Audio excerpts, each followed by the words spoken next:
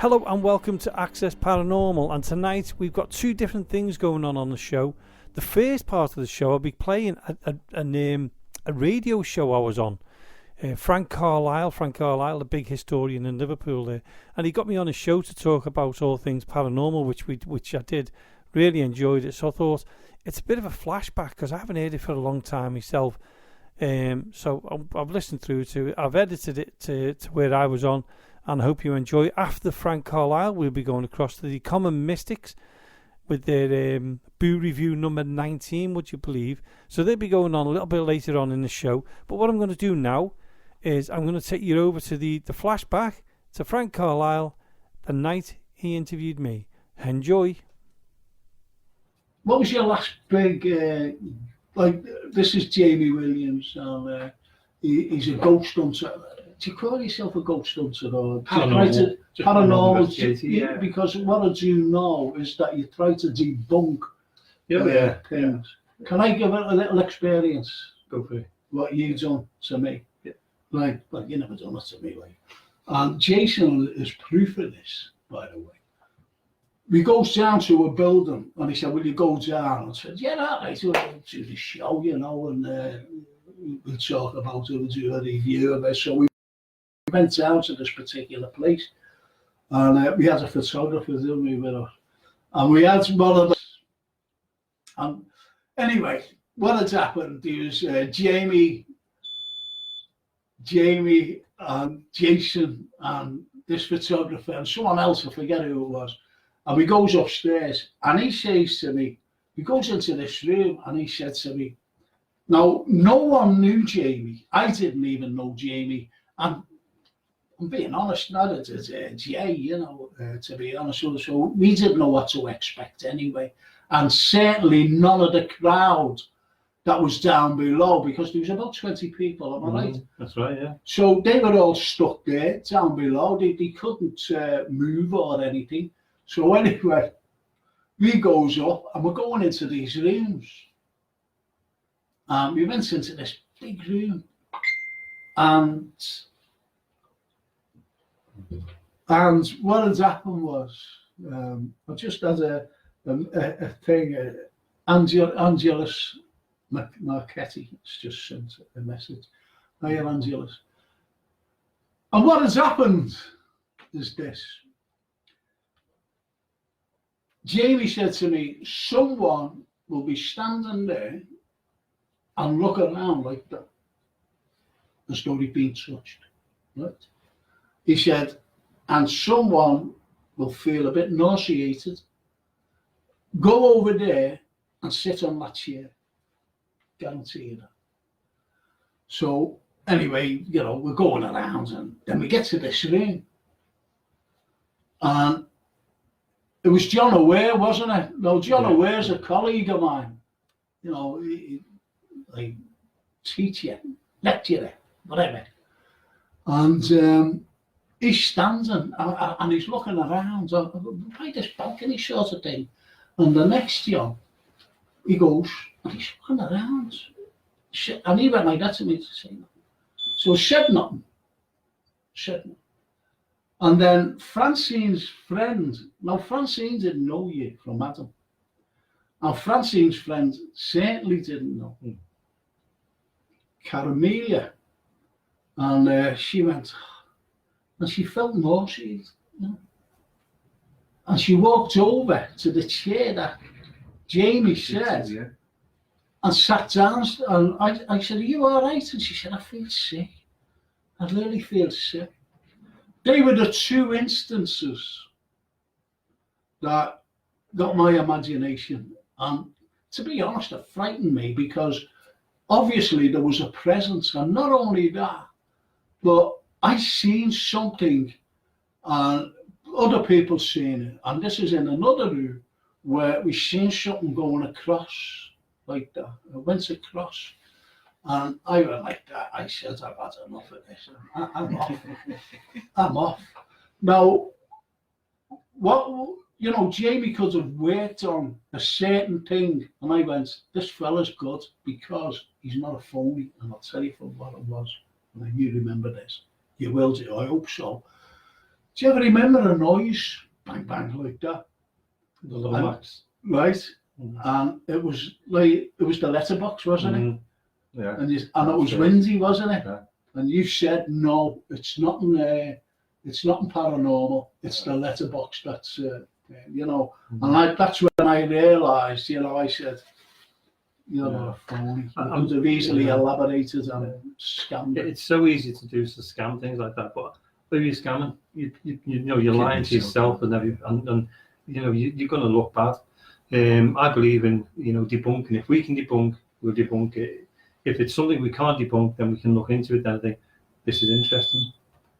We've done that all the way through the years we've been doing it now, and you know, there's no need to fake. We're there to try and prove there's something out there, not to prove there isn't out there. So you know, it's nice to have that debunking side and say, nah, it's the radiator, no, it's this, no, it's that. It's nice to do that, but it's also just goes, no, hold on. But do you think that people that, you know, like people like yourself would say, oh yeah, that's a, you know, and like jump on that sort of thing that something has happened and knowing full well that it's not, it's something entirely different? Yes, I think that it's bound to happen, and it does happen. You know, I wouldn't say where, when, or what, but with my group, you know, you've known our group for quite a few years now. We won't jump on anything like that. We will, if we can, is debunk it. It doesn't matter what it is, you know.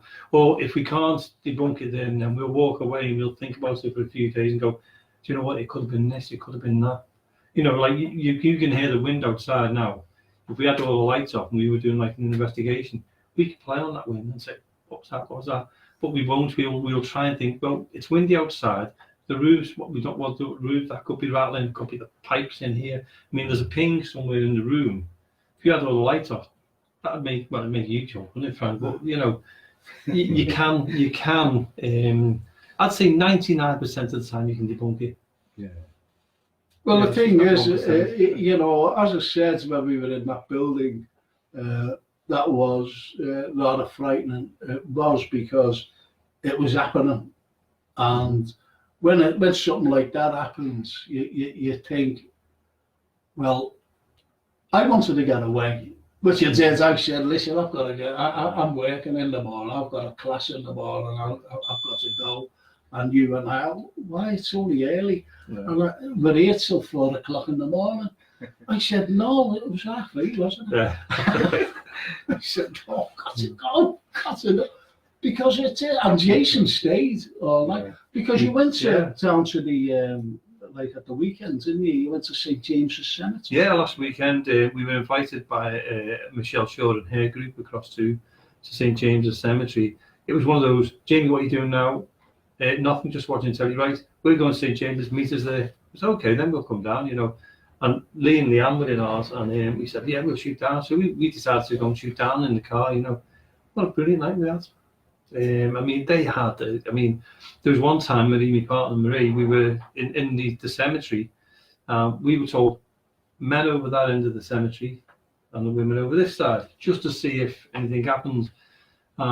And Marie is one of the most logic people. If she can find the logic for it, she'll do. And Michelle and that, they were all around in the circle, and he got Marie to do the call, and he had K2 going on, a REM pod, and a few other little things, didn't he? And he was going, right, do this, do this, do this, and whatever was there was doing it. But they also had like a little coloured ball, you know, one of these like trigger object balls where if you touch it or move it, it makes all flickering lights. And it actually came out of the bag, and they were on live on Facebook, and people were saying, we've just seen the ball come off the bag on its own. And when Marie was going like, can you put that on? It was going to be, can you do that? Now we were on the other side of the other side, and we had so no one could. So nobody could do it. It was live on. It was live on Facebook. Yeah. And then what they'd done as the experiment was they told whatever it was to come to where we were standing. We were in view, but we were quite a distance. As you know St. James Cemetery. You know when you come down through the bridge, the tunnel, and then to the left-hand side, I think that's the Jewish side. Yeah. And that's where they were, and we went over towards Kitty Wilkinson's grave, around that area there, and the little girl, you know, we were around that area.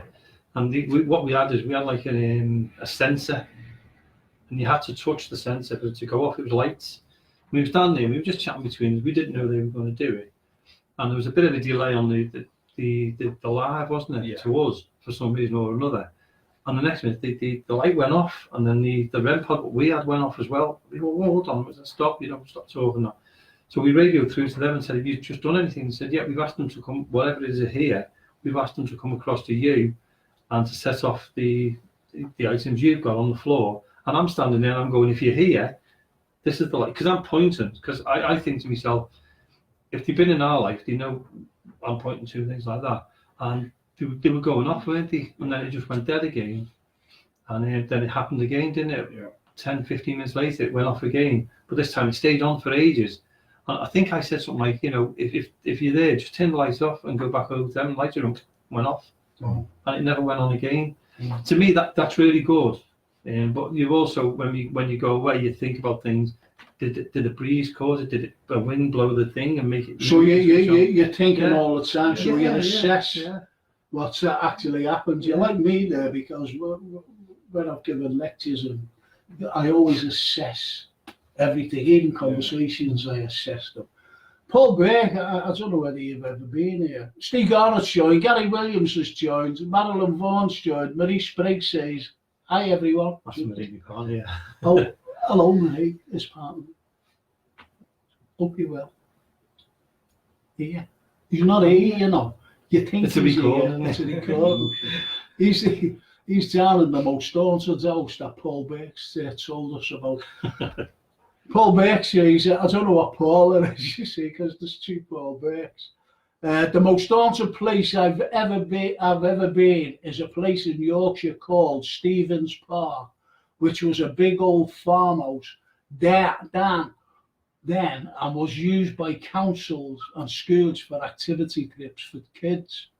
I had a couple of very strange and somewhat scary experiences there. There are plenty of others I know who experienced things too. Have you ever heard of it? Never heard of it, but it's a place I'd love to go to after listening to that. Yeah. We'll go anywhere. I think that the most haunted place I've ever been to is the Ancient Ram Inn down in Gloucester. Yeah, absolutely beautiful, beautiful building. 1,500 years old, I think it was. It was an old fellow who lived there. They were going to demolish it to make a bypass, and he fought to keep it open. And it's unbelievable place. But the experience I had in there, it's as clear now as it was at the day. My chair starting to, my chair shaking while I was sitting on it. I've never experienced anything like that before. Asked it to stop. Stopped. I thought, oh, that's good. It's listening to me. Next minute, my chair was like that again. In the end, I actually got up and I said, I think we need a break, And I went straight back into what we call the safe room. I sat in there and I went, I'm not going back in there tonight. Yeah. The next experience I had was I was courting, and it was the time of the moon landing. I was having a drink with I was only young at the time, but with me future father-in-law, and is Joey Arkin. He was having a drink, watching a thing, and I wanted to go to the toilet, but she lived in top of Boundary Street, the old Georgian houses, they're not down now. But I went to the toilet, and I couldn't find the light. I knew the toilet was at the end of this long landing, and I couldn't find the light, but anyway, the toilet was, so I was walking down, and then all of a sudden I got a horrible feeling, and then these little lights started coming, and I just got the hairs on the back of my neck stood up. A horrible feeling. Never mind the toilet, I just woof, I shot down at, the stairs and that, you know what I mean? Went in the backyard, but that was a strange feeling, just something coming over. It was the furthest thing from my mind, you know what I mean? I'm thinking about the moon landing and everything else, And just for that, it was a skit, I'll never forget that. What about these lights, you know what I mean? He was like little orbs, you know what I mean? But Well, I'm going to go to Lee in a moment, but I was given a lecture down at St George's Hall. Oh, St George's Hall. And Jake Abraham, he came down. And anyway, he was sitting there, but he came in late, near the end. So he was sitting there. I was doing a murder. I was doing about this murder that, you know, really nasty piece of work this fella was. He actually got hanged. Anyway, so I was doing this murder. I was talking about it. And the next, Jake comes in, and he comes in there, and he sits over there, but he had the crowd there, they're all sitting down, and Jake just sits there on his own because he was late and whatever. Anyway, he was sitting there.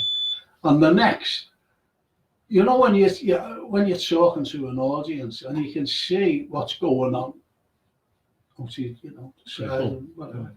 And the next, I see Jake doing this. And then he stopped, and then I was still talking, and never, anyway, I was talking away. And then Jake did exactly the same, and he actually gets up and he looks over.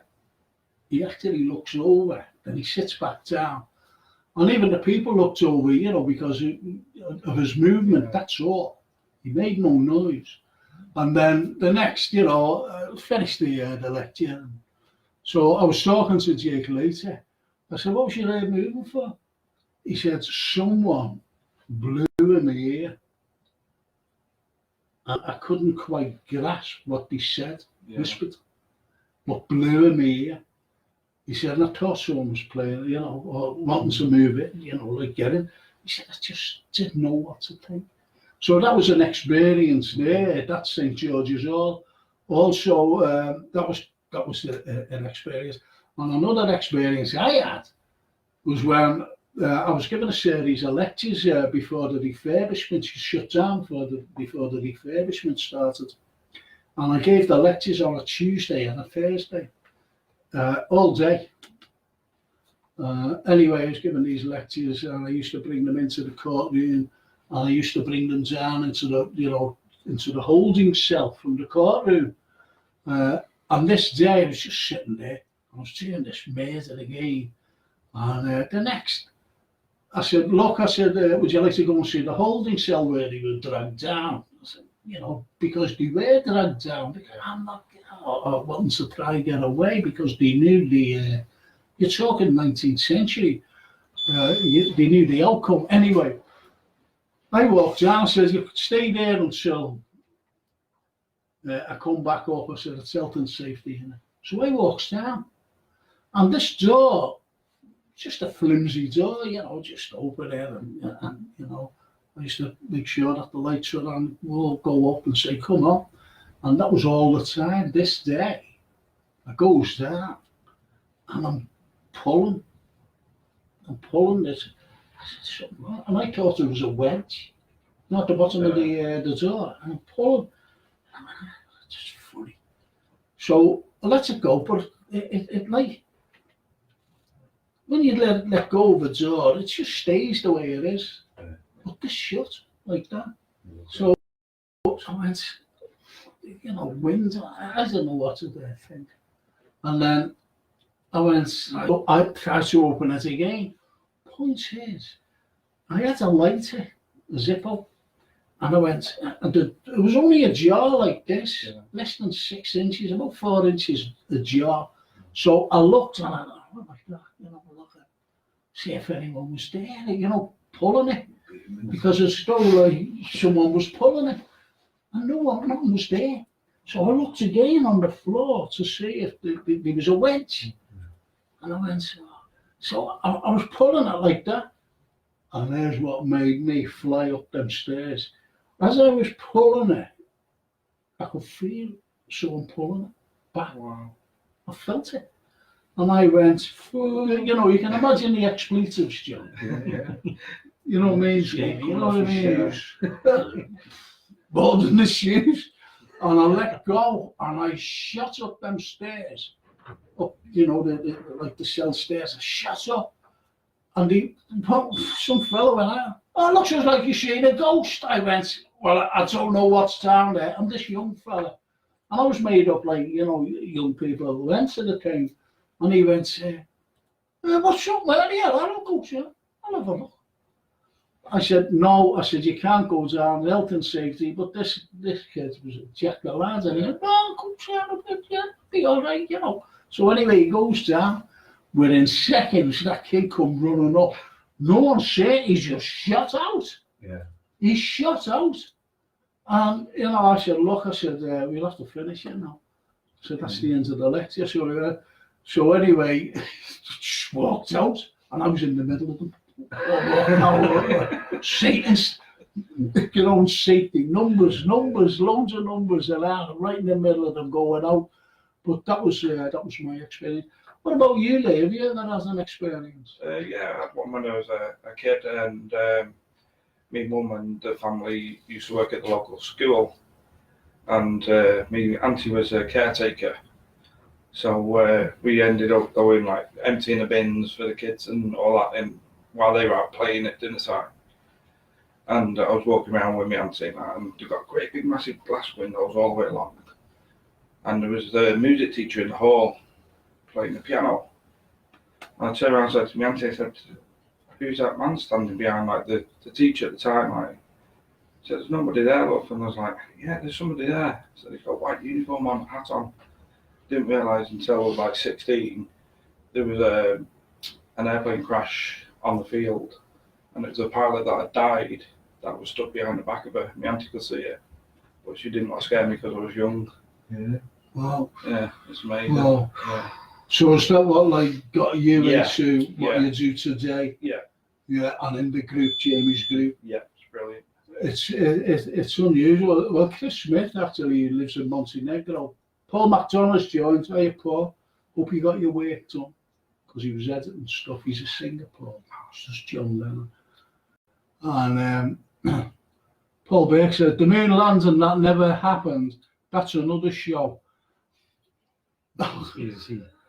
Chris Smith actually says, twice in my life, I had the same experience being sort of frozen between a dream and waking up.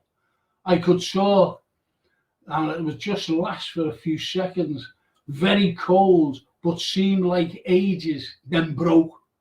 I woke up with a small patch of white hair when I was young from this. It's weird, isn't it? There's things out there we will never be able to explain. Never explain. Well, you know, Mark Kinney sent in a question, right? And he said about time slips in Bowl Street because they reckon that Bowl Street is noted for time slips. Can you give us a little bit more? The only one I know of is the fellow who I think he went into the bookshop. The bookshop on Bowl Street. Yeah. And when he came back out, I don't know what era he came back out, and he said everything had just completely changed. The road itself, the people, the clothes, and everything else. And he said he felt like he'd been there for hours on end, and then all of a sudden it's just like, how can you explain it? Like a ripple in time. It just rippled and just disappeared. Amazing. And that. I mean, I know the story of the Bowl Street one. Yeah. I've had one. Can I say about the experience I had years ago? And there was where I lived in Highton. Behind there was like they were building up these what they call townhouses now, flats in our days, the townhouses now. Well, carry on. And what happened was I was lying in bed and you do like the cocky watchman there, or the whatever you want to call them now. And I was lying in bed and I heard all this bang, bang, bang, bang, smash, bang. So I looked out the window.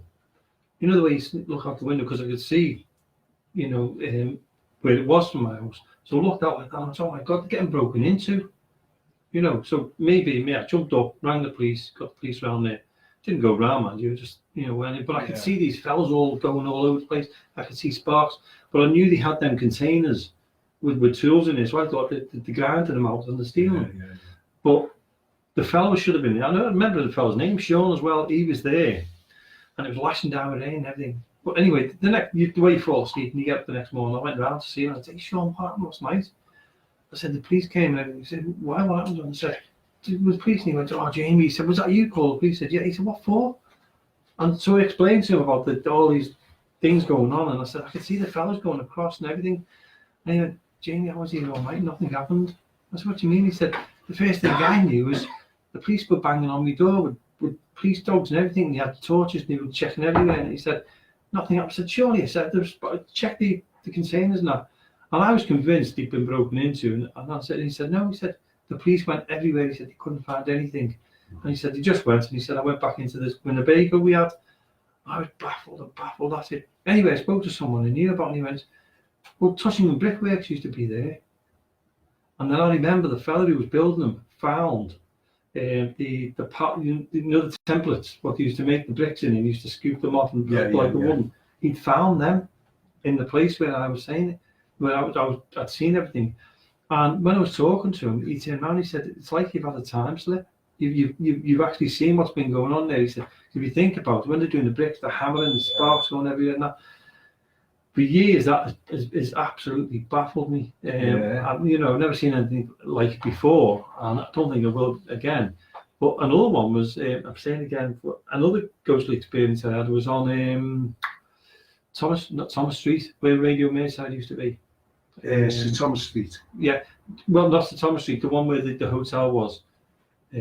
Paradise Street. Paradise Street, yeah. On Paradise Street, and they were demolishing is it the Hilton was it or something? Yeah. And I was walking along there and I was going for a meeting. And what happened was, I thought, oh, they've sealed it off. They put like boards across so you couldn't go down Paradise Street then. So I thought, so how am I going to get round? How can I get round to another place? And I thought to myself, I'm stuck here. And then I seen this woman walking along, nicely dressed, nice skirt, briefcase, and I went, she knows where she's going. I'll follow where she's going. She seems to know where she's going. So I followed her. And he gets up to these things, and I was going, where's she gone? She's completely disappeared, This fella comes up to me, he taps me on the shoulder, he said, hey mate, did you see what I've just seen? I went, well, what did you just see? He said, you were walking and you were trying to follow this woman. And I said, yeah, I wanted to know where she was going. He said, yeah, but she completely vanished in front of you. And I said, well, I wasn't sure, I said, because I thought I'd turned around. Another way you can turn around and you go, oh, she gone, just like that. Yeah. He said, no, he said, I was watching you, I was watching her. And he said, she said she was walking along and she just walked past everyone and she just disappeared. Right? He said, I actually seen her vanish. Yeah. And that was an incredible experience down on Paradise Street. So I spoke to the fellow who knew again then, and he turned around and he said, well, because of all the work they're doing on Paradise Street when they were renovating it and everything else, he said, what happens is sometimes when you disturb somewhere, things like that happen because you disturb and the past and you bring it into the present. And he said, and that's what's probably happened.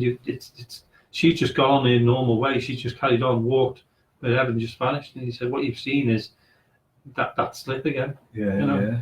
But it's incredible like that. Yeah. Who's the guy who used to do the articles in the Echo? Tom Slemon, yeah. He's good, yeah. Tom. Yeah, he used to always be in that one, wasn't he? Yeah, he's little column in the set. He's written books and Yeah. I've got two books at Tom's. Bobby Jones joined, Paul Macmillan's joined, Alfred James Fairhurst has joined, Sandra Pryor. Hi everyone, hi Sandra, hope you're well. Dave Hughes has joined. Paul Burke says, I've had several experiences since the age of 14, but it would take up too much long to type the detailed story of the... Come in and tell them, come in, man. Lee. Gary Moran's joined. Greg Tolan's all the way from Australia. G'day there. Eve Sarah, did you like that accent, by the way? Sounds Irish. That's right. G'day. Greg Tolan, Eve Sarah Robinson, all the way from Downton Abbey. Greg Tolan, 20 to 8 in the morning here. Good to be with you all. Thank you, Greg. Thank you. Eric Boyd, Marie Spriggs, hi. Vegan. I'm still here. Lucy Gittins. Oh, Lucy, yeah. Tina Ford. Do you know Tina? No. Well, the X is for me because she says hi all, and the big kiss is for me. Marie Spriggs says, where are you from, Greg? I've just told you. He's from Australia. And Paul Burke says, residual energy defo exists in public and historical buildings. And you're right, it does, because you do find these sort of things, especially pubs. Because when I was in, I did a DVD, and we were in the cells in the Sessions House. Anyway, I was asked by the director to go into this cell, and the fella who was showing us around said, "That's haunted, you know." And I went, "Oh." Anyway, you know, they were being brave and all that. So anyway, it goes in, and it's pitch black. And the next, I thought like the fella's mate was inside the cell, you know, waiting to put the lights on. And I'm saying, "Will you hurry up? Sorry, you know," because I had to say something coming out the cell. Yeah. But this cell, it wasn't had iron bars, it was just like an iron door, not steel, iron door. And I'm like that, and I'm going, and I couldn't open the door. Again. No, something moved. And I'm talking about, you know, it wasn't a rodent or anything, because it was a push of a, you know, like a cardboard box. Yeah. The cardboard box was in the had cardboard boxes in there. And it was a push of that by me. That door, the strength I got, and I opened that door and I shot out. I said, "I'm not going in there again." I said, "You can actually say what I have to say without going in there." Well, the prisoner came out of there, here, and through there. That's all I said. I'm not going to come out and say, you know, well, this is where the prisoner was kept. And yeah, I said, "There's no way I'm going back in there." That was in the Sessions House. All right. You know, next to the Walker Gallery. That was in there. In Brown Street, yeah. Yeah, horrible, it really was. Anyway, they're the type of things, you know, experience, whether someone is there or it's your imagination or whatever, I don't know. I think But something moved that cardboard box. And that fella's mate wasn't in there, by the way. He was like through this corridor. He was there because two of them were bringing us around, you know, for health and safety as we were filming, you know. So we go when we're doing ghost hunts, we don't tell. Well, we try not to tell anybody anything about the place, because otherwise it's what you call power of suggestion. If I said to you, "I wouldn't go in there if I was you," that happens. Yeah. Straight away, as soon as you go in there, you're listening for it, whether you want to or not. You start listening for things. Yeah. And as soon as you hear it, no matter what it is, you'll be out that like it's Well, you've already was. got it in your mind. But the thing is, you see, it was, as I said, it was the movement of a cardboard box. It was the movement of a cardboard box. And I just went, whoa, and I was out there. There's no way I was staying in. It was pitch black. It was pitch black, and I just went, whoop, and out. Not that I'm a big cat. Yeah, I am a coward. Marie Spriggs, Les Lawson, hiya Les. Love you to come in. Talk about football. Marie Spriggs says, "I'm keeping my eye on you, Jamie. Oi, Frank, I asked Greg before you told me keep up. Yeah." Talk up by Marie. John Smith's joined, Alan Pickett, Dickinson's joined, Paul Rattigan Senior, great footballer, in Paul. Came from my area, you know, where I grew up. Steve O'Connor's joined, John Annett's joined. Andrew Watson says, "Is that a microwave whistling? The pies are done." The big pies, the early pies, you see. Anyway, Stephen Metcalf has joined, another big red. So, you know, where's the most frighteningest place that you've actually been, Lee? The Plaza in Norwich. The Plaza in Norwich. Yeah. Really good. Yeah, it's a nice place. Yeah. Have you been there? Yeah, a few times. Yeah, love it. And like, is there any shenanigans going on? Yeah, do you know it? No, No. the scariest place I was in was the OG, watching The Exorcist. Whoa, never again. I don't think I've watched it yet. The scary movies since. That just, whoa. Yeah, the it's true. noises. We usually watch something scary on Saturday. Yeah. We watched one Saturday Oh, night. I never. I fell asleep. But I fell asleep, right? And it's strange because a few odd things have been happening in our house, haven't we? And, which we can't explain. We've got double doors. You could have to come to our house, right? And we've got double doors fitted. And we were sitting there one evening, and the actual door rattled, and then one of them opened on its own. And they've been, him and, sorry, I'll say Lee, not him. Lee and Leanne have been there, and Leanne's like cowering in the corner sometimes. We've had that many things happening at the moment. But we were sitting there Saturday night, last Saturday night. You put a film on, didn't you? But I got bored of it. It was Pet Cemetery. I got bored. So I just, you relax back in there watching this thing. And I dozed off like that. Well, I thought one of them would go like that, down my ear. Something like that. I shot up, didn't I? Woke up and went, who just screamed down my ear then? And they all go, no, it wasn't me. And I was saying, well, someone did, scratched my ear and all that long. He said, no, I thought, that winded me up and that. He didn't. Something literally done something down my ear to make me wake up. I even thought it's probably the film or anything like that, and I still can't explain it. Marie, was it a month or so ago? Yeah. She's still trying to work it out now. Down when you come down our stairs, you've got the front door just to the left, and she said the whole of that section there lit up with a blue light. And she's tried everything. We've tried. We've even tried them. We've tried to debunk it with this, and we've tried to debunk it with that.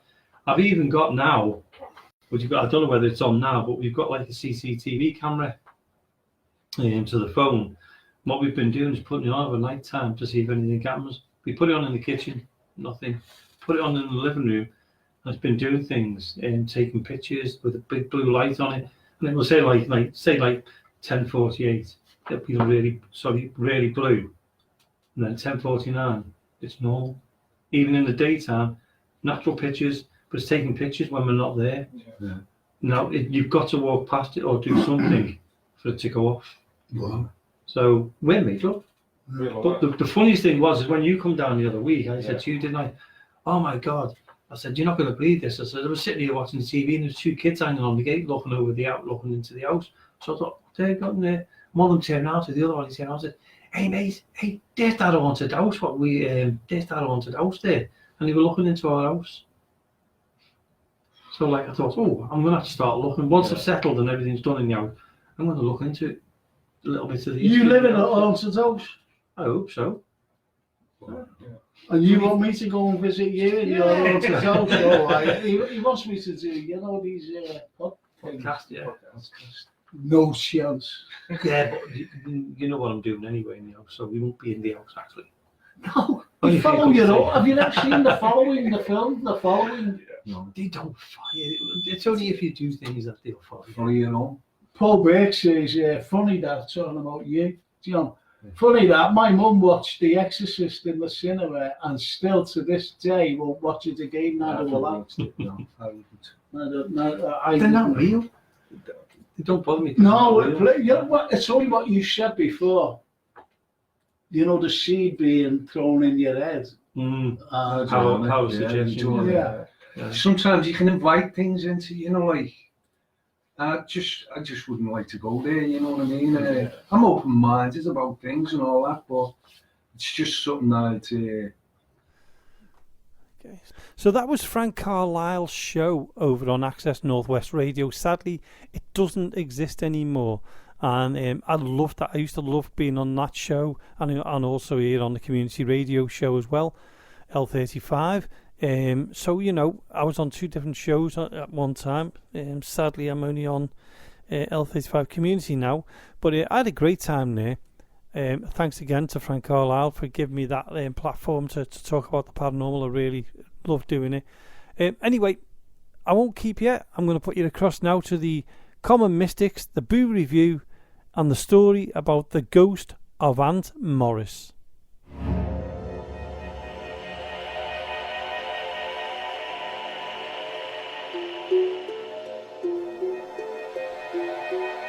Good evening and welcome to the Boo Review. I'm Jill Stanley. Tonight's story was inspired by an article out of the Vicksburg Weekly Sentinel, Vicksburg, Mississippi, Wednesday, May 26, 1847. Our story takes us to the quiet countryside where an old family farm became the stage for a tale straight out of the supernatural. A chilling dream, mysterious ashes, and an unwavering woman's resolve. We head now to Jennifer James at the bulletin desk to uncover the eerie details behind this haunting and unexpected tale. Thanks, Jill. In 1847, nestled on a picturesque estate near the town of Lowell, Massachusetts, lived an elderly widow known as Aunt Morris. Her husband, Thomas, had perished during the War of 1812, leaving her to oversee the family farm alongside her son, Virgil. The Morris family farm was renowned for raising prized sheep, celebrated for their exceptional wool. It was Aunt Morris who urged Thomas to invest in 2 merino sheep imported from Spain, despite their exorbitant prices. Initially reluctant, Thomas was hesitant to spend so much on what he considered extravagant European livestock. However, Aunt Morris's persistence eventually wore him down, and he agreed. Years later, when the merino wool craze swept through New England, the Morrises found themselves ahead of the curve with a flock of highly sought-after sheep, producing some of the finest and most valuable wool in all of Massachusetts. The neighbors often remarked that the farm thrived far more with Thomas buried beneath its soil than it ever did with him working it. Aunt Morris's sharp business acumen brought remarkable success, and under her leadership, profits nearly tripled in the 5 years following Thomas's death. But it wasn't long after she lost her husband that she also lost her son. At just 18 years old, Virgil left the Morris farm in search of adventure and the dream of owning his own land. With 2 sturdy horses, a fine wagon loaded with cash, provisions, and supplies, he set off for Missouri to build a life for himself. But 24 years had passed, and not a single word had reached Aunt Morris. The neighbors assumed the worst. They whispered that Virgil must have met his end, perhaps at the hands of bandits, wild animals, or even native tribes. Yet despite the years of silence and the rumors, Aunt Morris never wavered in her belief. She told anyone who would listen that Virgil was alive and that one day he would return home. Aunt Morris's closest neighbor was Samuel Squire, whose property bordered hers to the west. Though fiercely independent, she occasionally found herself relying on Sam for help. As an elderly widow living alone, there were times when immediate assistance wasn't available from hired hands. One stormy night, part of her fence blew down, prompting her to take a cart to Sam's place for help. Without hesitation, he got out of bed, rounded up 2 missing merino sheep, and returned them safely. The next morning, he assisted her in repairing the damaged fence. Despite his willingness to help, Aunt Morris always insisted on paying Sam generously for his time. Sam was always glad to lend a hand to Aunt Morris, and he appreciated the extra income. Over time, he also came to enjoy her company. On some evenings, after darkness fell, they would sit together in the warmth of her cozy farmhouse. Sam sipped whiskey while Aunt Morris puffed on her pipe, her sharp eyes softened by the flicker of the firelight. She spoke at length about her years building the family wool business, the volatile rise and fall of wool prices, and her unwavering belief that her son would return someday. "He'll be back to claim his inheritance," she declared with conviction, staring into the flames. Sam listened closely, though he rarely responded. His thoughts often wandered to her will, pondering how unjust it seemed to leave the Morris Wolf farm to a son who is either lost to the wilderness or worse, callously neglectful of his aging mother. One chilly January evening, Sam glanced out of his east-facing window and noticed Aunt Morris's sheep still wandering outside. They had been let out earlier for some exercise, but by now, well past sunset, they should have already been brought back to the warmth of the barn. Sam pulled on his coat and headed towards the Morris farmhouse. Reaching the front door, he knocked firmly and called out for Aunt Morris. But there was no answer. Concerned, he pushed the door open. The room inside was dim and chilled. Moving cautiously, he made his way to the table and lit an oil lamp. As the flame flickered to life, its glow revealed Aunt Morris, lying motionless on the floor, just inside her bedroom door. Heart pounding, Sam rushed to her side. He extended his hand toward her face, searching for any sign of breath. There was none. He froze, the realization sinking in. The old woman was surely dead. He gently lifted her frail body and placed her on the bed. For a moment, he stood there, staring at her lifeless face, his thoughts swirling in a chaotic blur. Who should he call? The undertaker? No, a doctor first. Yes, the doctor. The doctor would confirm her death and notify the proper authorities. They would handle everything, including her estate. Her estate, he thought. And the thought lingered, refusing to dissolve.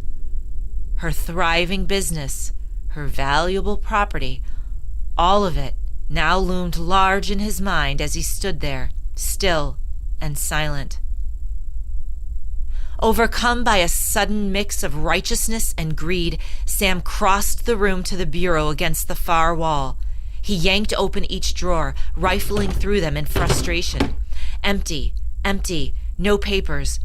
Where could they be? His pulse quickened as he moved toward the front of the house. The desk, of course. Practically sprinting, he flung open the top drawer of the desk. There it was, a handwritten will, signed in Aunt Morris's trembling script. Sam seized the will and hurried back to his homestead, slipping the document securely beneath his mattress. Without hesitation, he began preparing the wagon for the trip into town to summon the doctor. The doctor arrived and confirmed her passing, promptly notifying the authorities. The undertaker then came to take her away, as Aunt Morris had prepaid for her own burial long ago, ensuring that she would not become a burden to her son. That morning, Sam stared at the will. Against all logic, the eccentric old woman had indeed left her entire estate to her long-absent son, Virgil, a man likely dead somewhere between Massachusetts and Missouri. Sam felt the weight of a decision pressing down on him. Should he return the will to the farmhouse, destroy it, or alter it to make himself the rightful heir? After all these years of dedication and hard work, didn't he deserve to inherit the Morris farm? The thought gnawed at him. The only way to secure the outcome he felt was just would be to rewrite the will, replacing Virgil's name with his own. In due time, the sheriff arrived at the Morris farmhouse to settle the woman's estate. Moments later, he knocked on Sam's door, interrupting him just as he was engrossed in the will. Startled, Sam looked up, caught off guard by the sudden disturbance, and in a rush, he slipped the document under his mattress and hurried to answer the door. The sheriff inquired if Sam had come across the will among Aunt Morris's belongings, noting the open desk drawers and the disarray of her bureau.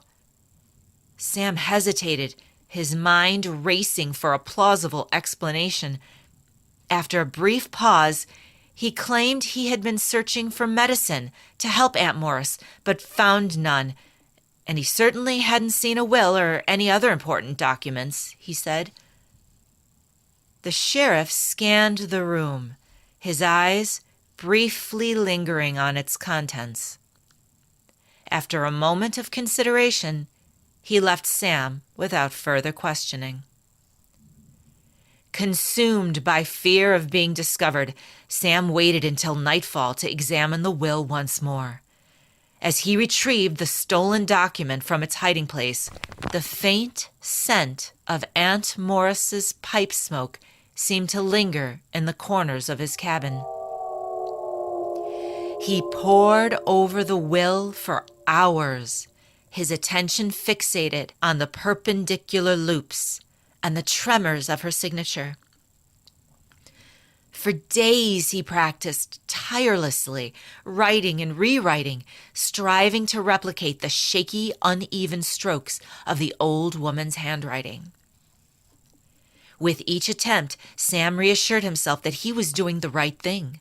By correcting the flawed will, he convinced himself he was honoring Aunt Morris's wishes, just as he had always cared for her and her property and life. In his mind, she would have been grateful that he was ensuring her beloved farm would end up in deserving hands. There was another knock at the door. Heart pounding, Sam hurriedly returned the will to its hiding place beneath the mattress. Bracing himself, he opened the door, fully expecting to find the sheriff. But instead, a stranger stood before him, cloaked in fragrant pipe smoke. The figure, stooped and draped in a black shawl, shuffled inside without a word. Sam froze, his voice caught in his throat. Slowly, the figure lifted its head, and Sam's breath hitched as he found himself staring into the unmistakable face of Aunt Morris, a pipe clenched firmly between her teeth. Sam stumbled back, crashing onto the floor as the ghost of Aunt Morris loomed before him. Her bony fingers stabbed the air toward his mattress. She took her pipe deliberately from her mouth and informed him that she came to see justice done with her will, and that nobody need think of cheating her, dead or alive. Sam clenched his eyes shut in dread, bracing himself for the apparition to speak again. But the silence stretched on interminably. Finally, unable to endure it any longer, he dared to part his fingers and steal a glance. To his horror, Aunt Morris's ghostly face hovered mere inches from his own. Her towering form seemed to engulf the room, casting an oppressive shadow over him. Then, with a bone-chilling cry that reverberated through the house, she let out a wail. "Return my will!" Sam awoke abruptly, sprawled on the floor, trembling from the lingering grip of a haunting dream. He struggled to steady his breath. It was then that he spied a smoldering pile of pipe ash directly in front of him on the floorboards. Shortly after dawn, Sam delivered the will to the magistrate, who located Virgil Morris in Ohio after an extensive search. Virgil returned and claimed the farm as his mother had always intended. Back to you, Jill. Well, there you have it. The tale of Aunt Morris's farm came to a startling but rightful conclusion. What began with a haunting ended with justice as the rightful heir stepped forward to claim the land his mother always intended him to have. Thanks for joining us. Until next time, I'm Jill Stanley. The Boo Review is a production of Common Mystics Media in association with Access Paranormal. Story by Dennis Brose. Editing by Yokai Audio, Kalamazoo, Michigan. Want more mystics? Check out Common Mystics at our website, commonmystics.net. Follow us on all the socials at Common Mystics Pod.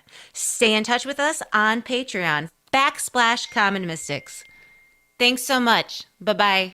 So that was Jennifer and Jill, also known as the Common Mystics, with their fantastic story, The Ghosts of Aunt Morris. Would you believe that's Boo Review number 19 we've had now? And they're absolutely brilliant. I love putting them on every month. Look forward to the next one.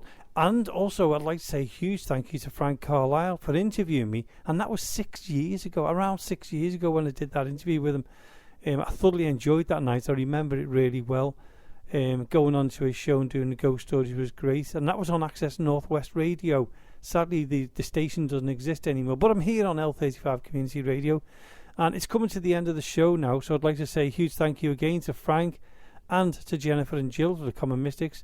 I'll be back again next week. Hope you've enjoyed the show as much as I have been putting it together. I'll see you then. Good night.